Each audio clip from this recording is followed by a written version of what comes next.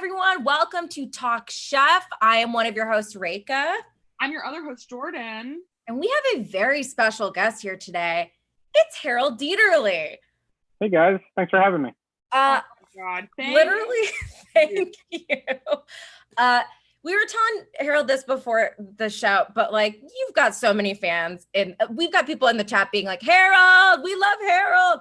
We got people making memes. I mean, man, it must be a trip to have all of Top Chef streaming when it was a show that was on. You could only watch as it aired in 2006. And like now, 14 years later, I'm sure people tagging you and like stupid stuff online, like us, maybe. Oh no, it's all good. It's all good. It's definitely fun. Yeah. Fun. The one thing I have to commend you on, Harold, is that you are the only contestant who, like, fashion-wise, if you look at then and then look at now, you're like, oh, these are appropriate things that a human person would still wear. Every other contestant is like, you can really tell they are of the year 2006. Wearing like tie-up clothes. I don't know. I kind of fucked it up on the reunion show. That's for sure. The flip flops and the camo. Camo. Yeah. Army. Okay. That is the funniest meme one of our fans has made of you. Have you seen the movie Mean Girls? I've seen parts of it. Yeah, my wife loves that movie. I don't know why, but she loves it. Your wife's gonna love this then. Your wife's gonna love this, and she sounds very smart because there's a talking head where like they're talking about how popular this one girl is in school, and they're like, Regina George was wearing army pants and flip-flops, so I wore army pants and flip-flops. And someone took that and put it next to your picture at the reunion. Harold wore army pants and flip-flops, so I'm wearing army pants. Yeah, I'm going to DM it to you after this so you can show it to your wife, because if she likes Mean Girls, she will like this. It warmed my heart. What a good, that's exactly our demo. Yeah. Oh my goodness. It's very fun. Well, we're so happy to have you. As you know, this is a show for charity. We do this every Tuesday from 7 to 8 Pacific Standard Time. And this week, we are raising money for Farmily, which is an organization that uses farming to help educate children, use it as like a tool for therapy, and give them like life coping skills, basically, which seems really cool. They're based in Reno, Nevada. Since the Top Chef finale was in Nevada, I figured we'd do a charity there. Rake and I thought that would be fun, and they seem like they're doing a lot of cool stuff. I think farming is great, and I feel like I would be a better adult if I learned to farm as a child. 100%. I feel like knowing where your ingredients come from is also just so huge, and like helps you not waste food and like be more creative about how you cook it. And like for me, I'm like a vegetarian, to like enjoy vegetables a little bit more. So yeah, as usual, guys, if you want to donate to Farmily, our charity this week, Jordan's Venmo will be in the chat. We'll be accepting donations for the next 24 hours. It's a really cool organization. Thank you to my friend Devin, who lives in Nevada, for recommending it. It's a really cool organization. So I'll drop that info in the chat. And I do also want to say that so far, just in watching season 1 of Top Chef, I haven't done the exact math, but we've definitely raised over $1,000 for different food-related charities. Oh, I think we're close to 2,000. Yeah, which is like crazy. So I want to thank everyone who watched. We've raised a ton of money for all different types of charities that do all different stuff. We're really excited for season 2 to keep doing that. So like, thank you, everyone. Yes. And yeah, I just want to say thank you. That's really cool. We really appreciate it. Jordan and I really, really love food-based charities. Everyone deserves delicious food, and food deserts and food insecurity is a really sad thing. So really appreciate it. Okay, second order of business here. Harold, one thing we did not tell you is— Oh boy. You owe Reka and I $30. Time to drop the first bomb. Here we go. Yeah. Venmo me $2 million, or I will. We just like Top Chef, we do a quick fire at the beginning of each episode. It is the fastest quick fire in Top Chef history. It's 45 seconds, and I think you can confirm there's never been a 45-second quick fire. There hasn't been. It's a little too quick. Yes. So we are going to ask you 10 questions. Yeah. They are not like trivia or anything. They're really just like food preferences, like stuff about you that viewers would probably be curious about. Nothing crazy at all. But you do only have 45 seconds. And the prize is you win a deed to the Terlato Vineyard, Top Chef's favorite wine, and a new suite of Kenmore GE monogram appliances. They absolutely do not work. The second you turn them on, someone turns the oven temperature down and the fryer will break upon impact. So yeah, I'm still having flashbacks cooking on that stuff. And they're not good. Yeah. Jordan, do you want to keep time or do you want me to? Okay, absolutely. I cannot find my phone, so I can either count in my head or no, I'll keep time. I'm a little bit of a mess tonight. Sorry, everyone. Oh my God, you're perfect. Don't worry. Frazzled because we have really an all-star. Harold, I'm going to start the timer when I finish saying the first question. Cool? You ready? Yeah, I'm ready. I'm a little nervous, but I'm ready. I think you're going to get this. This is a lot of pressure. There's only been, I think, 2 other people who've completed this quickfire, and one of them was Top Chef runner-up Sarah Bradley. Okay. So I think you're primed. I think you're in good company. Okay. First question. What would be your favorite high roller food? Favorite high roller food? Caviar. Great. Favorite junk food? Reese's Peanut Butter Cup. If you were part of Cirque du Soleil, what would be your skill? I'd be the lion tamer. There's probably no lion in circus. I'm more of a Ringling Brothers guy. Did Miguel put palm olive soap in the dishwasher? I have no idea. What is your favorite challenge from the whole season? The finale and cooking at the vineyard. Cool. Scariest judge you've ever cooked for on the show? Tom and Hubert. Ooh. Okay. Ooh, last one. What's crazier, walking into traffic or pairing artichokes with wine? Walking in the traffic. Okay, perfect. We didn't quite get all 10, but you know what? You're going to get an honorary deed. You've proved your chops. You're going to get an honorary deed to that Terlato Vineyard. So you can wonderful. All the Terlato quickfire wine you want all year long. Sounds great. Harold, have you had Terlato wine? Have you tasted it? I have not. Because they only started becoming a sponsor in later this season. I think is it Hidden Valley Ranch or like we had Glad trash bags and the whole Glad Tupperware. So I should have asked you. We had this one scene where I did a quickfire challenge, and I was like, we did the interview after the quickfire, and I was hamming it up so hard for Glad, trying to get an endorsement deal because I didn't want to go back to my line cook job.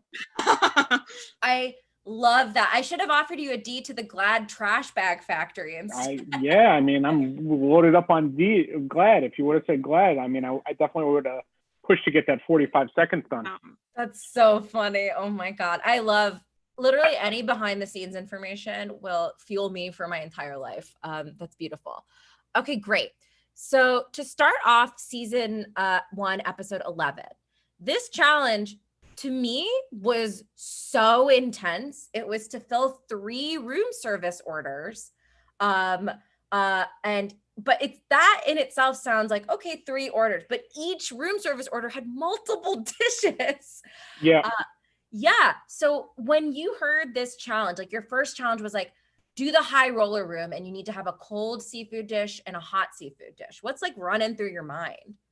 Well, it was really ingredient focused. It wasn't like, you could just sit there and do whatever you wanted. I saw some nice fish and some mussels and just kind of went from there.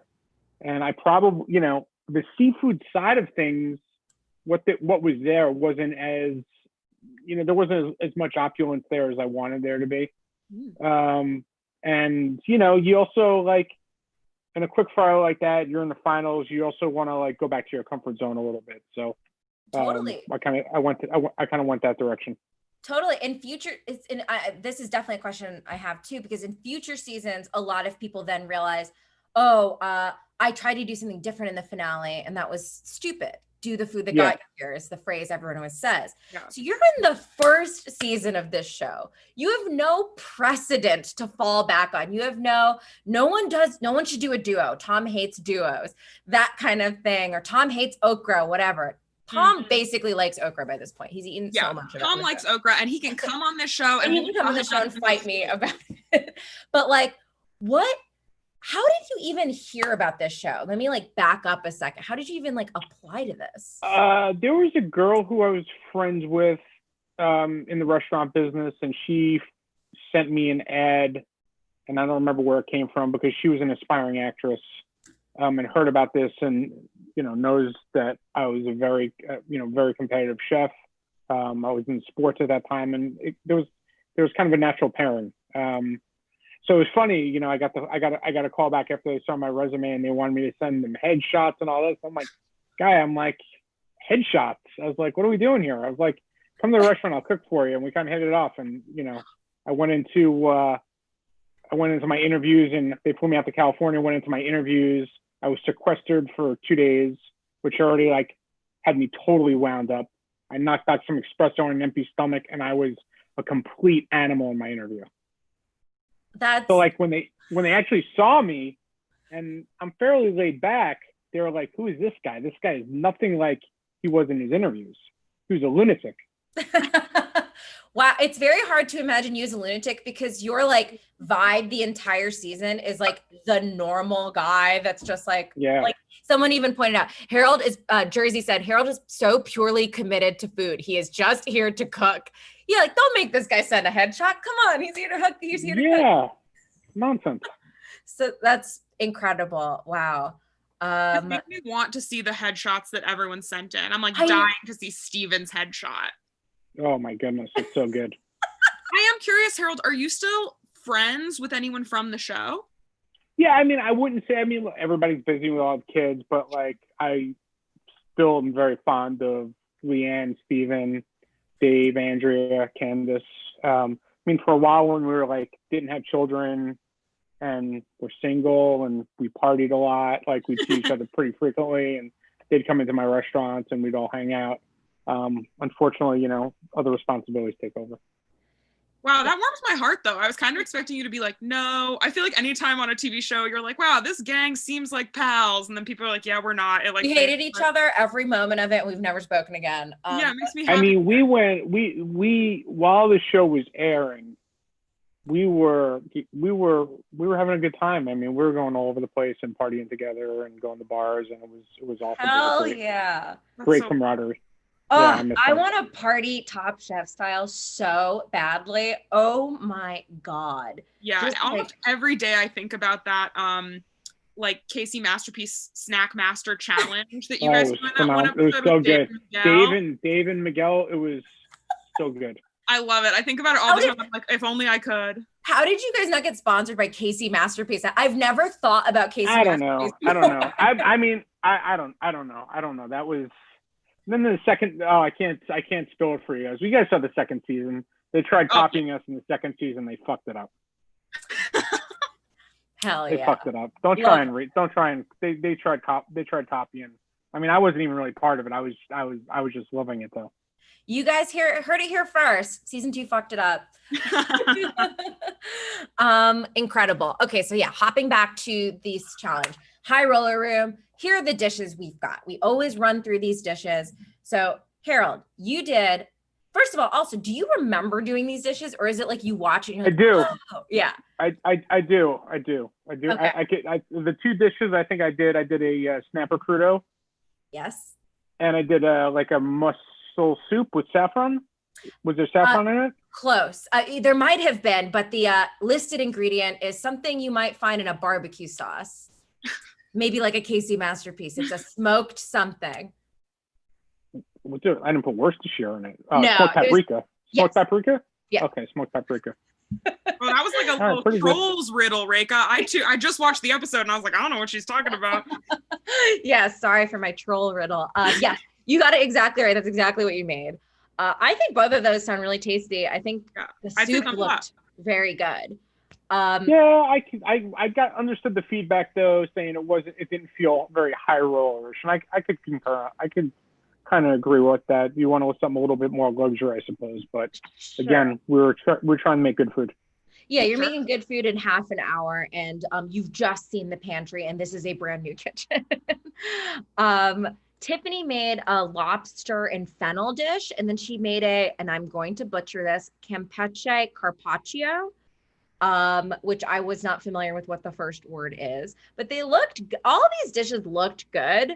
Basically, I mean, lobster and fennel sounds good. I'm a vegetarian. I've never had lobster, but I can only assume. And then Dave made, so Jordan's a big Dave fan. I'm a big Dave fan too, but I think How can you not be a big Dave fan? I mean, Dave is the sweetest person.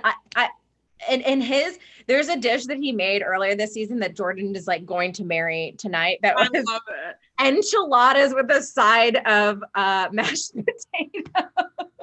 When I saw that, I was like, and that's my guy. I like remember Right watching there. it live on TV, and I was like, why have I not been eating enchiladas paired with mashed potatoes? We're gonna get Jordan a T-shirt that says "Double Starch for Life." Yes, all over it, baby. Please, double stuffed Oreos, double starch. We love. Yeah, I love.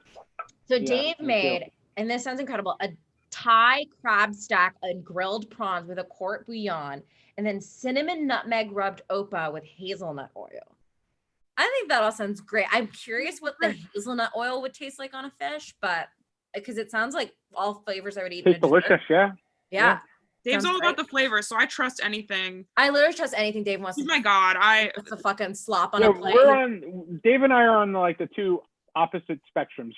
Dave and Steven, and then there's me on the other side. I'm all about restraint, and Dave and Steven are about who let the dogs out. They just let it go. So true. And Harold, that's why I respect you, but I connect with Dave. Yeah, it's all good. Neither is right or wrong. They're both right. It's both right. It's all both about. Are beautiful. Both are beautiful. There's nothing wrong with either one. Yes, you need one's your lunch, one's your dinner, and that's correct. Okay, great. So your high rollers turned out to be eliminated contestants, Miguel, Leanne, and Steven. Did you have any idea? Because again, this is like Top Chef season 1. We don't know. I didn't. I figured we'd see them back because they were, working off the project. So this is what the only thing you had. You said you didn't have anything. Going back for past seasons, you did have Project Runway, which was the Magical Elves baby, so to speak. Yes. So you did have that, and I figured we'd see them back at some point, but I wasn't expecting them to be judges. Yeah, totally. So that was that first challenge. And again, this challenge was so much work. I can't believe how many dishes you guys had to make. The second challenge was a poker table room. And you guys had to make a fast food platter with 4 different types of snacks. And so do you remember what you made? This is like a fun. I do not. This might be one of the ones I'm trying to still. My therapist and I are blocking out. I was like, because I was gonna ask you. You did not like this part of the challenge. I in general am not a huge fan of the quick fires. I just like to be thoughtful about the food, and I like time to just think it over and think some more about how I'm gonna put the dishes together and what I'm gonna put in everything. So this one especially because they specifically said they wanted something fast food for the poker table, and it was just like this isn't really my cup of tea. Carl in the chat says just let Harold cook. And I think we have to agree. Just let him cook what he wants. Because, this challenge you made, honey Dijon fried chicken wings, beer battered onion rings, mini pizzas, and mini grilled cheeses. And then Dave made fried egg rolls, chocolate covered strawberries, a salami panini with sun-dried tomato rolls, and fried shrimp. Sorry, my autocorrect corrected every time I wrote fried to friend. So that makes sense to me. You made friendship and you made friend shrimp and you made friend chicken wings.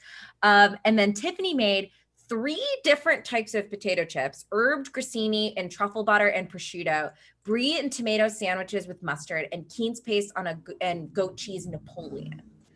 I'm a rapid thumbs up on all of these. These all sound great. I mean, fast food is essentially designed for you to be addicted to it. So this all sounds great to me. The only thing about this that I thought was weird was that it did seem like most of you didn't actually make the stuff. It seemed like a lot of like, oh, we found egg rolls. There was a lot. It was weird. There was a lot of, it was almost like you, it was almost like the kids menu at the hotel was like the entire pantry for it. Yes. Or like a bar menu at Hooters or something. Yeah. I don't know. Yeah, it was just like the stuff that was in the pantry was so random, and I was just like, because they didn't change anything over. You had the whole pantry for this entire challenge, so it was like you started up really high, but then like you're checking out, so there's going to be more challenges here, so you're checking everything over, and I'm like, why is there mozzie sticks? Why is there mozzarella sticks in the freezer? Like, what am I going to do with those? You have like Ore-ida smiley face French fries. Yeah. Just like, what am I doing with these later? Why are these here?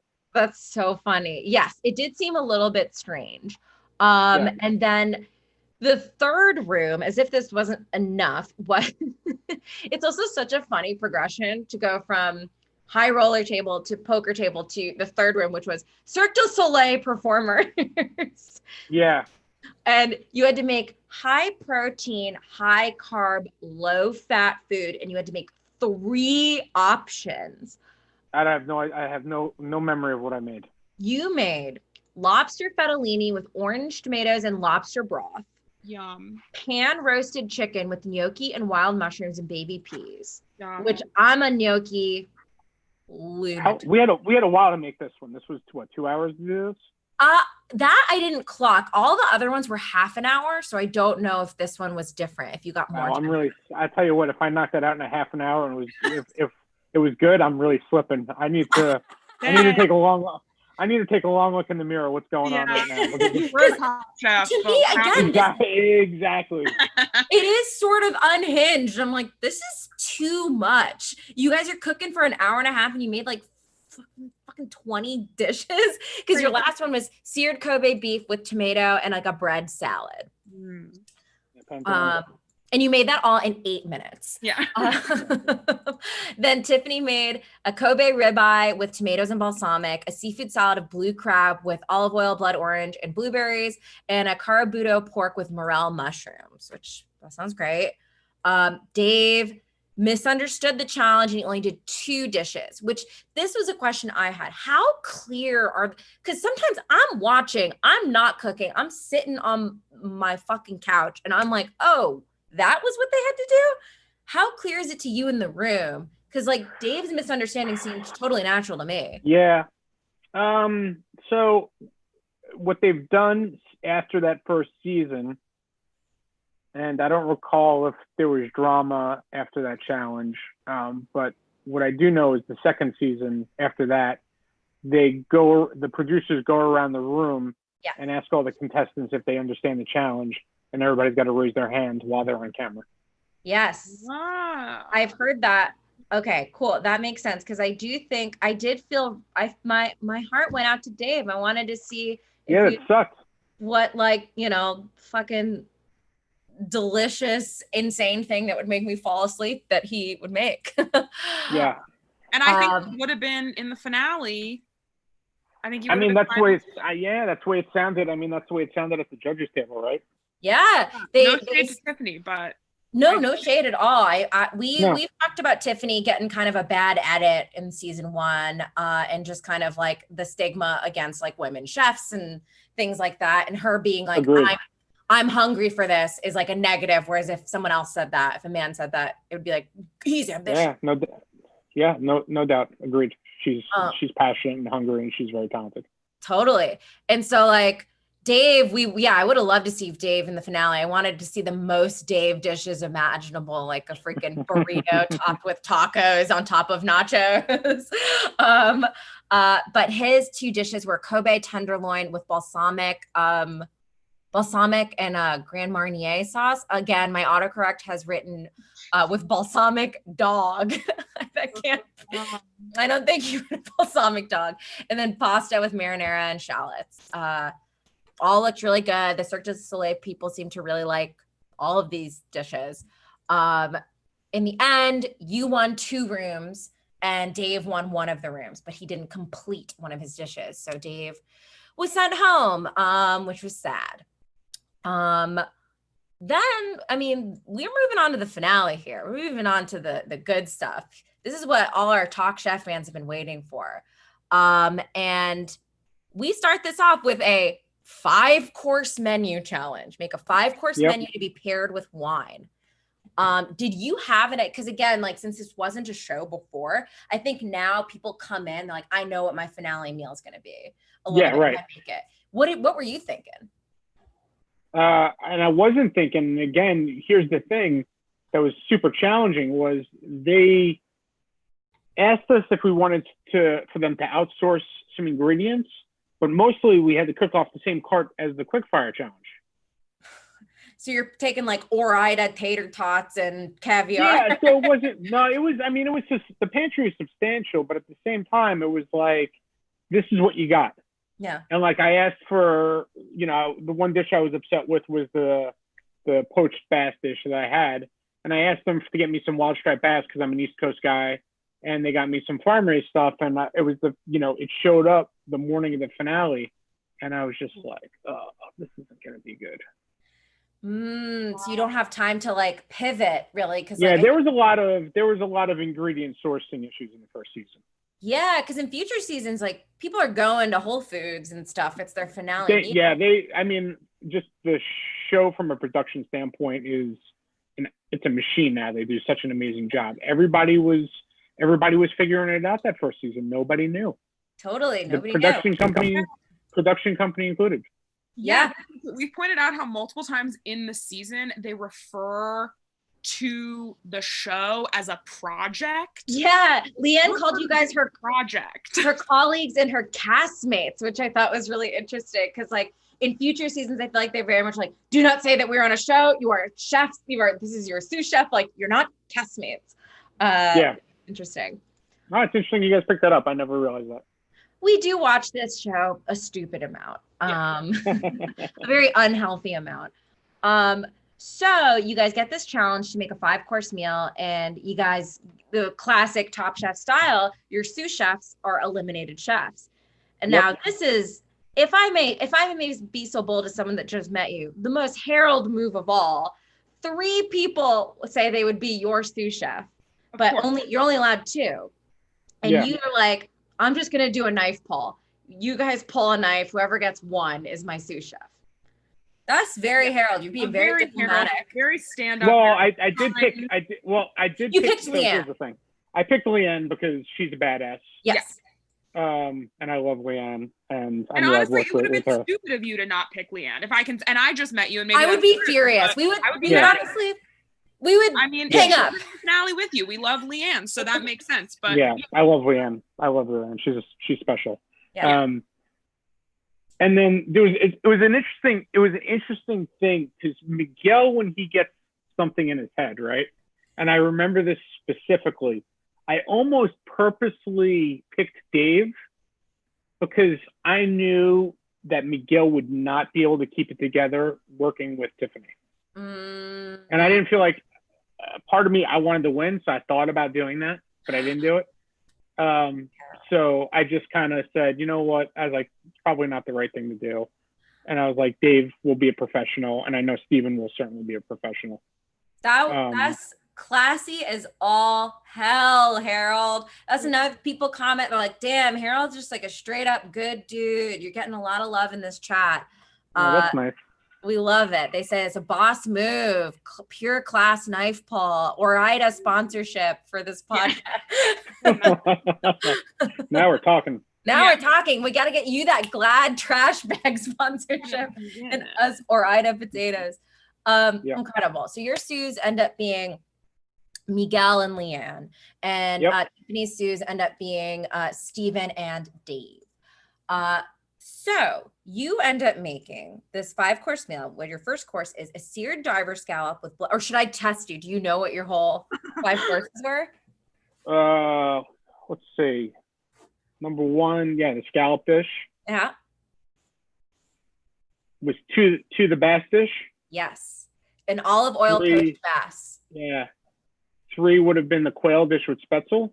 Oh, yes. And cherries and foie gras. Four, yeah, four was the duo of beef because I knew Miguel could braise the short ribs because he did it in the first episode. Oh, yeah. Kobe beef and braised short ribs. And then the dessert was the cheese and tart. Yes. Fig tart with cheeses. You did it. Look at that. I should get that's even better than the 45-second quick fire you gave me. See that? I think that was incredible. I think, okay, That was I've talked to the producers and they're going to give you the suite of shitty appliances as well. Yeah. Okay, awesome. My second one. Yeah. Incredible. So then, yeah, it seemed like you guys had a good flow, you, Leanne, and Miguel, with all of this. Were there things that, like, in this episode, like you meant, like, that's really interesting about the bass, the like farm raised bass that you got? Yeah, so that wasn't great. I wasn't super, like, I wasn't pumped about that dish. And then the dessert, right? It was just like, it's out of my comfort zone at the time. Like, my pastry skills have developed quite a bit since then, but back then it was just like, it was a stretch, and it was a team effort for sure. Like, we were working with the ingredients that we had there, and I know I tasted Miguel's braised short rib in the first episode, so I knew that he could make that well. So yeah, it was a team effort. It was cool. Yeah, it looked like it. I mean, obviously it worked out. Very cool. So the judges seem to like all this stuff. I mean, I know someone found a bloodline. I think Katie Lee found a bloodline. Katie Lee, again, ex-wife of Billy Joel. We mention this every time. Who wrote a book? Yes. Who wrote a book called Groundswell about surfing. Yeah. And what I want to clear up too is that we do reference this every single episode, Harold, because they're just two facts that we can't quite wrap our minds around. But my roommate brought up that he thought that Groundswell, Katie Lee's book about surfing, was kind of like a factual book about surfing. It is not. It is in fact like a novel. Yeah. A narrative story about surfing. So cool. I didn't read it. We haven't either. Yeah. I didn't read it. I like Katie Lee, but I didn't read it. Yeah. Hey, and that's fine. I don't read all my friend stuff either. Perfect. Okay. So then it seems like yours, was there time? It almost seemed like Tiffany's meal was hers on a different day, or was it the same day? Same day. Okay. Cool. So then I think I went first. Yeah. I think I cooked first. We had the same amount of time, and we cooked at different kitchens, but yeah, it was the same day. Oh yes, you guys cooked at two of the craft steak and the Novel Hill or something. Yeah, Nob Hill. Nob Hill, yes. Cool. So Tiffany, it's so interesting again because this is season 1, and I feel like later on you guys set the pace for everybody else because Tiffany is like, it's a tasting menu of 5 dishes. I'm going to do 2 options for each course. I'm going to do 10 dishes. And then later seasons, I feel like they're always like, never do too much. Like they'll judge you on everything. Here's the thing too. It's like they're tasting so much food, and it's like you get palate fatigue, and it's like you just don't want to taste all that food. And aren't they also, just a side, are they getting wasted?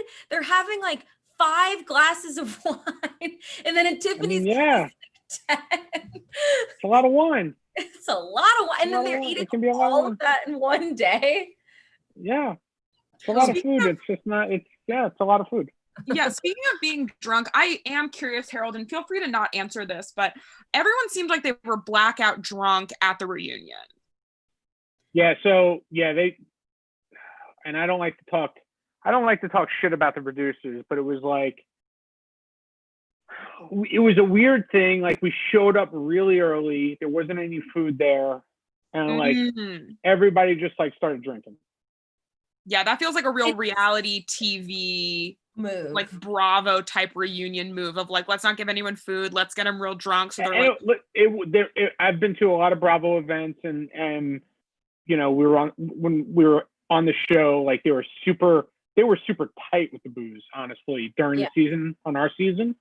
Super tight with the booze. We were like, you guys got to give us something here. Like we're stressed out of our mind every day competing. Like, you got to give us something. There was plenty of food in the refrigerators. there was not enough booze to my liking at all. I saw you During guys the had to season. buy your own with leftover budget money. I saw that in like Yeah.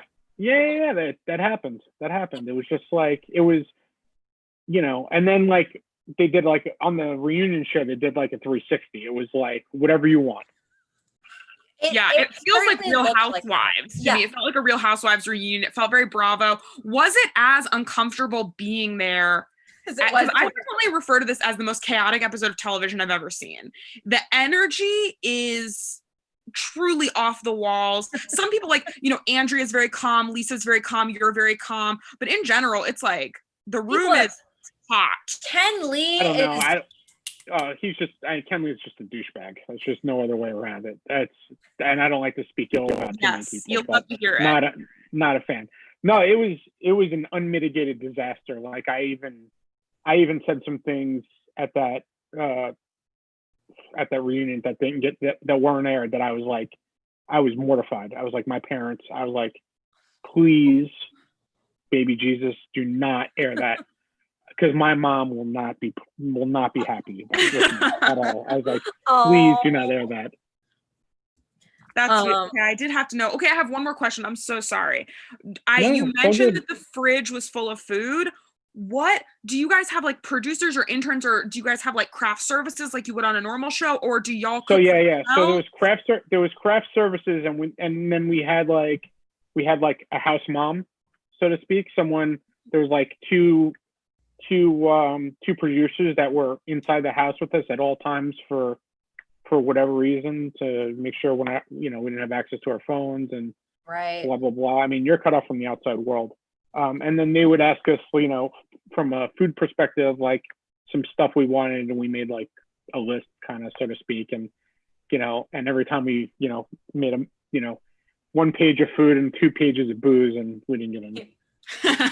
Yeah, someone noted that you had the little airplane liquor bottle after finale service of Bombay Sapphire. Yeah, I mean, I wasn't super proud of that either. I'm not condoning drinking in the kitchen while service is happening, but like, yeah, I mean, I was nervous. You know, it was the finals. It was a big deal. Literally nobody on this chat is going to judge you for that. I mean, also, are you talking about that compared to Dave's open glass of wine on Tiffany's service?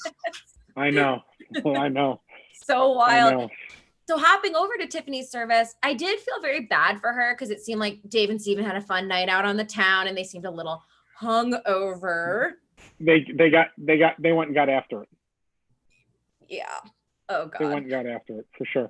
But hey, listen, they both, you know, Dave made her desserts for her, and he turned out incredible. I mean, I can't believe they can cook that well hungover. I mean, wow. Well, you'd be surprised what we can do hungover. And that's a chef take. Yeah, that's it. You got it. That's the new restaurant motto. Incredible. So Tiffany made so many dishes. I'll just kind of rattle them off here. Her first course was seared diver scallop on squid ink, and a scallop crudo with citrus.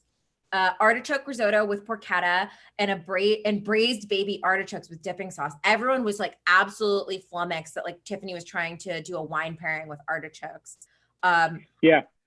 I guess that Steven had mentioned it was like, this is damn near impossible, you know? Yeah. Then we have steamed bronzino and a ratatouille, and then a crispy bronzino with a crispy olive pappardelle, or crispy olive something, and then pappardelle, sorry. And then oh my God, my freaking phone typos. It's all crazy. Okay. We had like some sort of meat. It says saltimbocca. Thank you literally so much. Saltimbocca with primitivo glacé, and then veal with minted peas and a spinach and cheese crema, which looked really good. And then her dessert, which, as you said, Dave made, and it was Dave's dessert for his finale if he made it. Yeah. Which is what a dude. I mean, like, I think everyone really steps up for each other on this show, which I like. It is a show that's really about food, especially in the later seasons. So her dessert was raisin bread pudding, and then a vanilla panna cotta with passion fruit reduction, which both they were freaking out over this dessert. They loved it. And there were 2 cocktails paired with one for each. I'm like, these judges are wasted. Yeah, Dave got it. Dave. I saw the desserts and I was like, these look good. Yeah, it looked very good. Cool. So when you're headed into judges table, do you have any idea what like Tiffany made or how she did? Or I think we talked about our menus afterwards. Yeah. I'm not 100% sure, but I think we did. Yeah. I was, I was a bizarre dude when it came to like the off-camera time, because everybody there was like, it was so extroverted, and I don't feel like I'm an extrovert or an introvert. I'm kind of like somewhere in the middle. But like everybody was literally just mucking up and talking all the time, and we had so much downtime. Literally, I would pull my backpack and just sleep anywhere.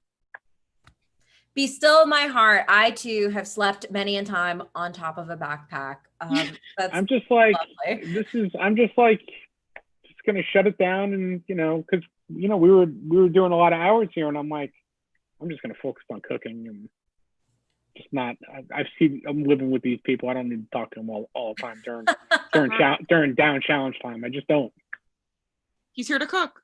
He's here to cook. Yeah. Hello. Here to cook. Make the t-shirts, guys. He's here to cook. Really? Glad trash bags, Force Flex. Yeah. He's here to cook. Yeah. They got to do something about that Febreze scent, though. That stuff kills me. Oh, it does smell really bad. I don't know how they sell that. Why would you want to mix that with trash? It's art. Yeah, very smells bad. Amazing. So they do I found this strange, and they don't do this in any other season, but they bring in both of your sous chefs and you're like, who do you think should win? Which is like, that feels it was the first season. It was a little off the rails.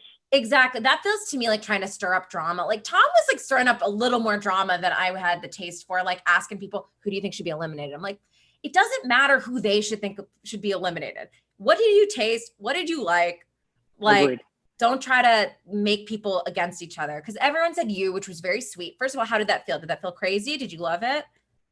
Yeah, I mean, it felt nice, but I don't know. It was, yeah, I agree. I didn't love that aspect of it.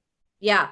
Yeah, I think it also felt strange because it's like, we all already know. Like, how many challenges have we gone through where it's like, who's your favorite? And everyone was like, Harold, and we hate Tiffany. You know what I mean? It was just like, yeah, it's kind of shitty.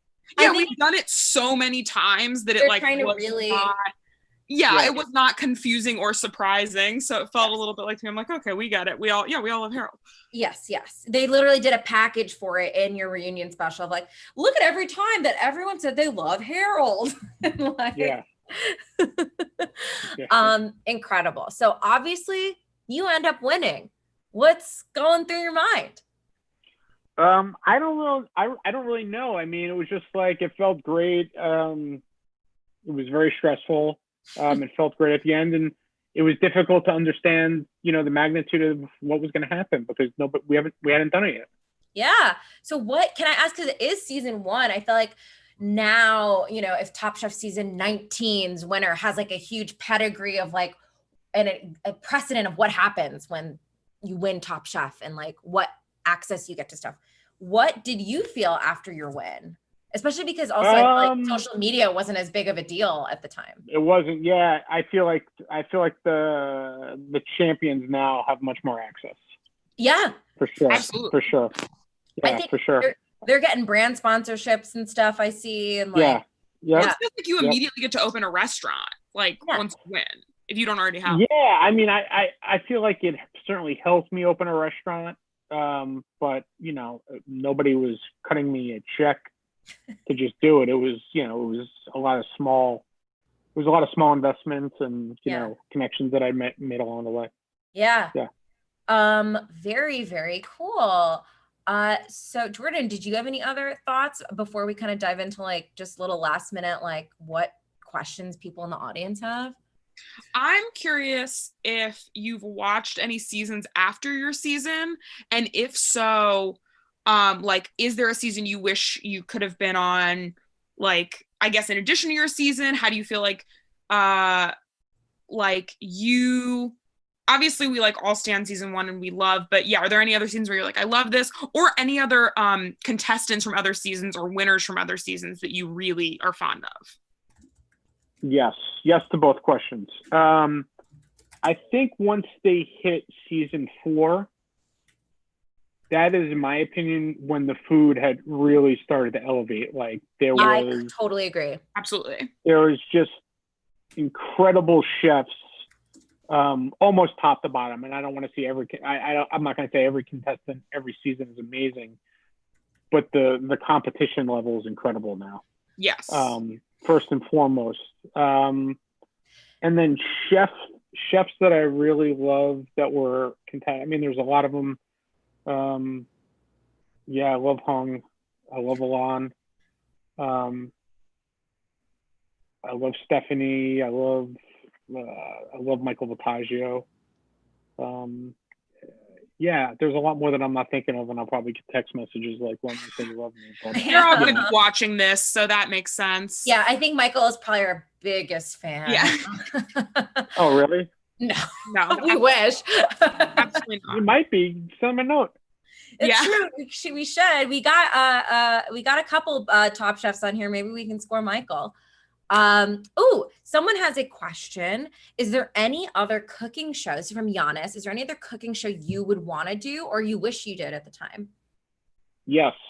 I still want to create there's a show that I want to create. Is basically it's a fishing cooking kind of variety show. Me going out fishing and traveling all over the world and talking to the captains and people in the area, and learning how to make their food and with the fish that we catch in their area. Yeah. That's okay. First of all, that's an incredible idea. That's like, I love that. Padma has Taste the Nation on Hulu, where she kind of goes around and she learns about everyone's cuisine and cook. That's like the same thing, but specifically with seafood and fish. If like Philip Rosenthal, the creator of Everybody Loves Raymond, literally has a show that's like, watch Phil eat or whatever. Watch Phil go to Thailand. Yeah, watch Phil go to Thailand and ask what pad thai is. How come? Yeah, I feel like you should be able to get that show made. That's a little expensive. People will start off on the budget side. Yeah. I mean, what comes to my mind initially is that if two very beautiful comedians maybe joined you on the journey, one of them it doesn't eat fish. Yes, yeah, one doesn't eat fish. Yeah, one of them's a vegan and is kind of there just for commentary, but one of them's favorite food is fish to kind of counterbalance that. Yeah, I feel like maybe there could be some marketing potential in there. So I'll talk to my manager about it. He hates me, but I'll talk to him. And my manager's neutral on me. I'll talk to him. And you know what? I do like making dessert, Harold. So I'll make your desserts out of fish. That sounds great. I love it. Incredible. Ooh, someone asked, tell us about the showcase at the Food and Wine Classic. Well, that's where I met my wife. So that was the big win. Oh my God. What was your wife doing there? Rick and I'm going to have a heart attack. That is so cute. She was working for a New York-based food marketing company that was hosting a party. And it was kind of an after-hours party at the Classic. So you would go there, and all the chefs would show up, and she was working the event. And just started talking, and here we are. Yeah, that is so fun. That is so cute. Yeah. I'm gonna throw up. Oh my God. In a way, it feels like she won Top Chef. She did. And that's what you tell her that every day. Yeah. You go, you won Top Chef. Yep. Wow. Good. She's my chef.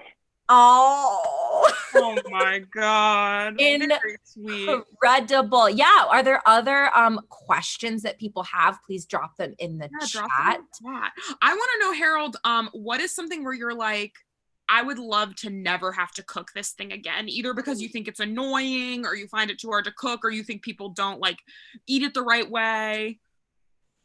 One thing I'm exhausted of making is mashed potatoes. And potato puree or passing it through a chinois. Mm-hmm. It's something that my wife loves, and it's reserved for her birthday or Mother's Day or something, because it's so much work. And Mother's Day is very with it's potato puree, so yes. it's like equal parts potatoes and butter. It's ridiculous. No. It's very but you got to pass it through. You got to pass it through the chinois, so there's no lumps. You got to make it nice. I imagine you bringing it to her like in a tray for breakfast on Mother's Day. With a cloche and like a flour, and it's just a giant beige plate of potato puree.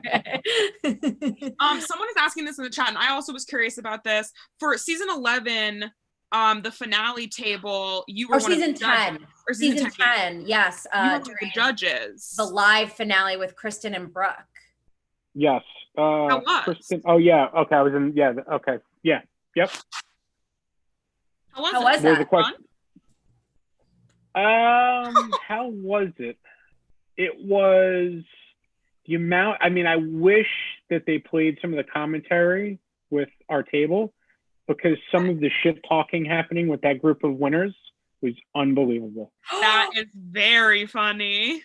Spicy. They kept bringing drinks. They kept bringing drinks over to me, because I knew the producers or whatever. And I mean, everybody knew the producers, but it was a fellow who I'd met a couple of times, and they kept bringing drinks to me, and I was getting my drinks much faster than everybody else. So then I was putting my hand next to my ear and acting like I had a producer's microphone on, which I didn't. But it was Michael Votaggio and Alon were freaking out about it. They kept coming and they're like, "Can you get us a drink? Get us a drink?" And I'm just like, I'm literally having the best time ever. Just those little silly things, but the nonsense that was going on at that table, it was unbelievable. That's the misbehavior. Very funny. Jenna asks, what are the like 1 or 2 ingredients that you think you can't cook without? Olive oil and salt, maybe, I guess. Yeah. I mean, not to be cheap, because those are just the things that you need to just make it happen. Yeah. Or maybe even a more fun like twist on that question. What are your like top things to eat? Like, what is your favorite meal? Oh, that's very difficult. I mean, I love seasonal food, right? It's just it's when the season is ending and it's like you're sad to see it go, but then if it doesn't go, you can't be excited for it to come back. Oh, so true. That's Me and very Rachel true. with corn every year. Oh my God. Jordan and I are so obsessed with corn, and the season's never quite long enough. Yeah, agreed. We love that. Do anyone else have any questions? Let's see. Oh, did I ask you, did you have a favorite challenge during this whole thing? Or maybe I asked you during the quick fire. Favorite? You did. I liked the finale. The finale was fun, and cooking at the vineyard. Yes. Yeah, those were my 2 favorites. Did you have a least favorite challenge? Yeah, I mean, cooking at the gas station sucked. I love that one. No, everybody loved it. That's why they keep doing it. Yeah, they did a vending machine one. It's just like, these suck. Yeah. Harold, we got to keep it for white trash like me. We love it. It's simply too fun. I love watching someone, make a spiadino with Funyuns or whatever. Like, okay. I can't get enough of it. But Jordan, this is what happens. It becomes a monster, because that challenge is what spawned in season, 8, when Mike Isabella on the boat to Ellis Island makes a soup out of hot dog buns, because they're like, use only what's on this boat to Ellis Island. And all that was there was like hot dog buns, hot dogs, and fruit cocktail. That challenge was bad, and I hate Mike Isabella. So both, I give a hard no for both of those things. Yes. Yeah, he's hasn't had a. Yeah, we'll leave it there. Yes. Yes. Agreed. I'll say there's a few people where I'm like, I can say I hate them. What are they gonna do? Watch this and be mad at me? I don't care. Be mad at me for factually proven things. Yeah. Oh, someone asked, like, were there any meals that you look back on in Top Chef season 1, and you did ultimately win, but just for your own personal like chef impulses, like, I wish I reworked that, or if I'd had more time, I would have done this.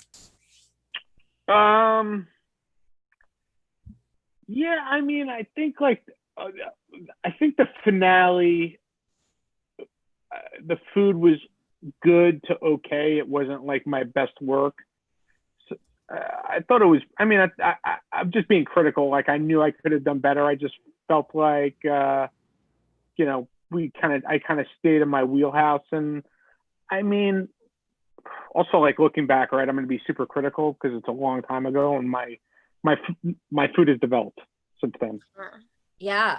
And I'm a much more mature chef now, so it's just you look at food that you're looking at stuff that hopefully career-wise you were doing over 10 years ago. You're like, hopefully you're better at your job now than you were 10 years ago. Absolutely. We do need to talk about one thing that everyone is obsessed with, Harold, including me. I remember I watched this season when it was on when I was younger, and I think everyone feels this way. The popcorn cake with the ceviche, I think, was the most innovative dish on the entirety of this season. I place it right up there with my your enchiladas with a side of mashed potato. I think that yeah, like how did you? Oh my God, which we love. How did you come up with that? What? Yeah, do you have any thoughts on that dish? I do. I didn't love that challenge at first, but it was one of the few challenges. Usually, like when I get grumpy about something, like I have a very difficult time, taking a good step forward. And I tried to be positive with that one and kind of turn it into a situation where, I wasn't playing the same game as everybody else making junk food, right? Yeah. Or whatever the challenge was. There was, back in the day, there was a very interesting restaurant in New York City called Puree. And the chef's name was Douglas Rodriguez. And he had this cuisine that he called Nuevo Latino, new Latin cuisine. And it was kind of like a cross between Latin cuisine and Caribbean cuisine. And he became quite famous for serving ceviche with popcorn. So I just kind of, instead of just copping out and just throwing popcorn in a bowl and serving it with my ceviche, I decided to try and make a cake out of it where you can kind of eat it together. Incredible. We love it. I think it's the most innovative dish of the season. I still think about it. I still crave it. Crave it. Yeah. Got it. Have pictures of it. Crave how it looks. Yeah. How about for you guys? Like, how hard is it? You're watching the show and like nobody can taste the food, yet everybody is still obsessed with it. Thank you for acknowledging our struggles. No one has ever asked us the question. No one has ever asked us a question. So this is very groundbreaking in a way. I think so. Well, I try to eat at the chef's restaurants, even if I can just go and taste one little thing. So like I moved to LA in high school, very briefly for a couple years. And like the first thing I did when I moved here, I was like, I am driving myself to Gorbals, which was Alon Hall's restaurant at the time. Yep. And I was like, I'm getting the bacon wrapped matzo balls.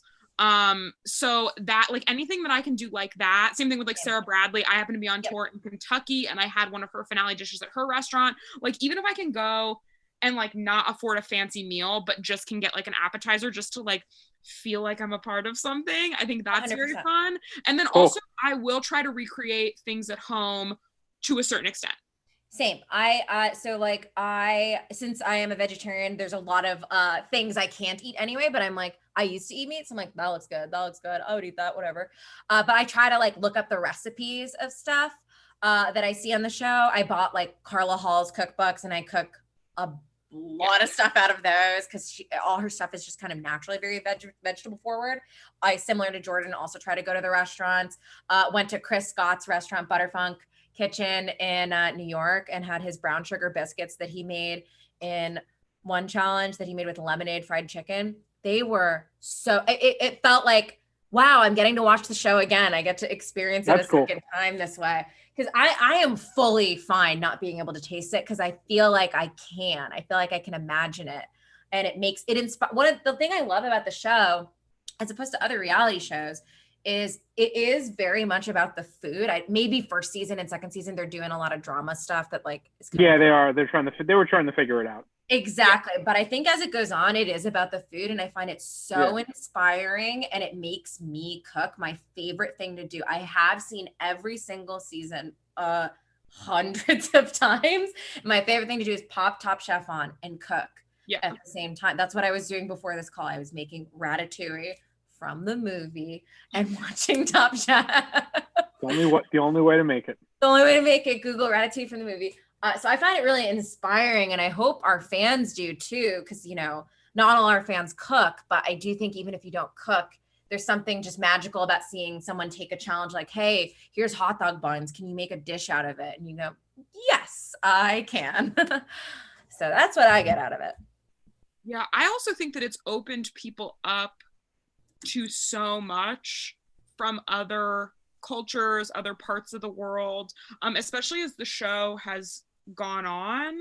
And I've lived in a couple places where the show has taken place. Like, I'm originally from New Orleans, and I lived a big chunk of my life in Miami, and then I've lived out here, and I've lived in New York, and I feel like they do a pretty good job of respecting the city they're in, seeing a lot of different elements of it. I mean, in Top Chef, when they go to, I can't remember if it's North Carolina or South Carolina. When they're in the Carolinas and they go and they try, you know, like Gullah cuisine. I think that all that stuff is so underrated and something that is really not, I think for a while, fine dining felt so just like French food and like maybe Italian food, and that's kind of it. And I think Top Chef really brought an awareness to a lot of different types of people, that there's so much finesse and so many different types of cuisines all over the world. And I think that is really cool. I think it introduces people to, where am I doubling up? Okay. I think it introduces people to a lot of new stuff. Like, even just with me, like I saw Eric in season 17 make fufu and peanut stew, and I immediately went and made it. And I'm like, I've never made West African food. Or like Greg doing like Haitian food. Like, pickles. It's really, I think it's really cool. So that, Reka and I really got excited about you asking us a question and have kind of gone off on tangent. Sorry. No, it's all good. We love Top Chef. We love Top Chef, and we'll answer anything. So. Yeah. But yeah, we're ending the show. Like we said, the Farmly is our charity. Yes. This month or this week. And also just a quick note, we will be going straight into season 2. So come back next week. We'll be starting up with season 2, episode 1. I find season 2 to be the most unhinged and uncomfortable season of all the whatever seasons of Top Chef 17. I agree. Wow. And once again, it's always Reka plus the guest versus me, because I like season 2 and think it's fine. Season 2 makes me What do you like about season 2? Sam.